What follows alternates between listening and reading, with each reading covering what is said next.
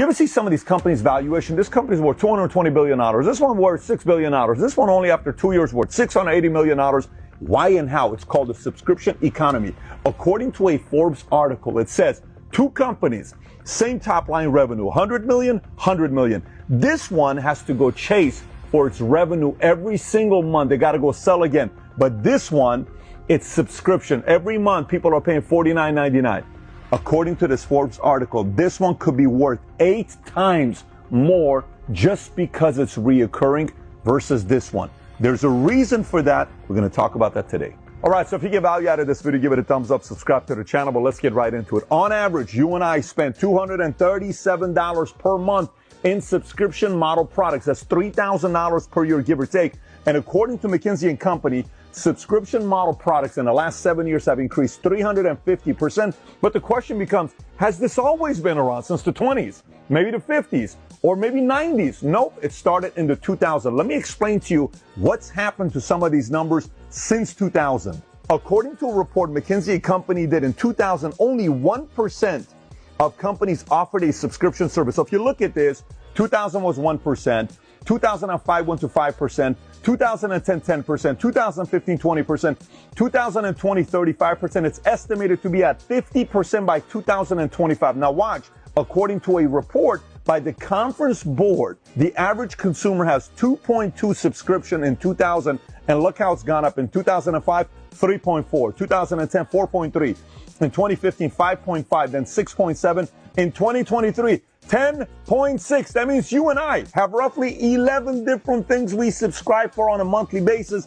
that helps increase the valuation of these companies. Now, you may be watching and saying, but Pat, when I think about subscription, I only think about Netflix, Spotify, or Amazon. So let's take a look at this. Launch year Netflix got started in 1997, Spotify in 2008, Amazon Prime in 2005. Pricing, when they started doing their monthly subscription, Netflix is $8.99 a month. It starts at $9.99 at Spotify and $12.99 at Amazon Prime. Let's take a look at number of subscribers as of 2021. Netflix has over 200 million. Spotify has over 365 million. Obviously, that includes both free and paid. And Amazon Prime is estimated to be over 150 million. So let's take a look at revenue. In 1998, when Netflix got started, they did roughly 1.8 million. In 99 to 14.4 million. 2000, they did 49.3. 2001, they did 103 million, give or take. And by the way, today their top line revenue is $32 billion. Netflix, $32 billion, worth roughly $200 billion. Let's take a look at Spotify. Spotify in 2010, revenue was 155 million.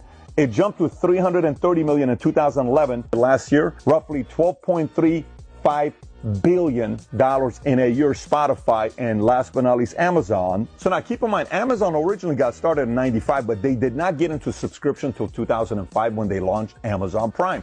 Look what happened to their numbers. Before Prime in 2004, they were doing 6.9 billion. In 2005, when they started Prime, they went to 14.1 billion. And do you know what they did last year? A little over $350 billion. So now if you're like me, you're like, Pat, but give me a break. We're talking about Netflix, Amazon. It's not every industry can really do a subscription model, really. Let's take a look at other industries. Here's some industries. Software, we got Adobe Creative Cloud and Microsoft 365. Beauty, we have Birchbox and Ipsy. Fashion, we have Stitch Fix and Rent the Runway. You can literally rent the dress they're wearing, Hollywood, $3,000 dress for $100 a day. Or you can ask them to send you clothes every single month. You give them the size, your flavor, what you like, $300 a month. Every month something's being sent your way. It's purely a subscription model. Meal kits, Blue Apron or HelloFresh. Fitness, Peloton or Beachbody On Demand. Books, Audible or Kindle. Wine, you got Wink and Vinebox. Coffee, you got Trade Coffee and Atlas Coffee. Home goods, you got Grove Collaborative and you have Bespoke Post. Pet supplies, you got BarkBox and Kitnip Box. Health and wellness, you have Headspace and Calm. Personal development, you have Masterclass and Blinkist. Language learning, you have Rosetta Stone and Duolingo Plus. Crafts and do-it-yourself, you have Craftsy and Crafter's Box. Education, you have Udemy and Coursera. And by the way, I've been in the insurance space for a long time. Why do you think these businesses are worth as much as they do? Because insurance is what? Reoccurring. Auto insurance, reoccurring. Health insurance, reoccurring. So now what are the advantages of having a subscription model as a company? Number one, you have recurring revenue. Number two, scalability. Number three, customer retention. Number four, enhanced customer engagement. 5, improved brand image. 6, rapid growth. 7, diverse industry presence. 8, data-driven insights. 9, flexibility and scalability. 10, innovative pricing structure. 11, market disruption. 12, expansion into B2B space. And just like any other business, if you don't take care of your customers, they're going to go somewhere else, which means you're dealing with the downfall of churn. You got to keep showing up. Competition, you got to keep getting better. Compliance, you got to make sure you meet those guidelines. So now you may be watching and saying, Pat, I'm not Netflix, I'm not Amazon, I'm not Spotify. What do I do about this? Look, the whole purpose of this video is to get you thinking.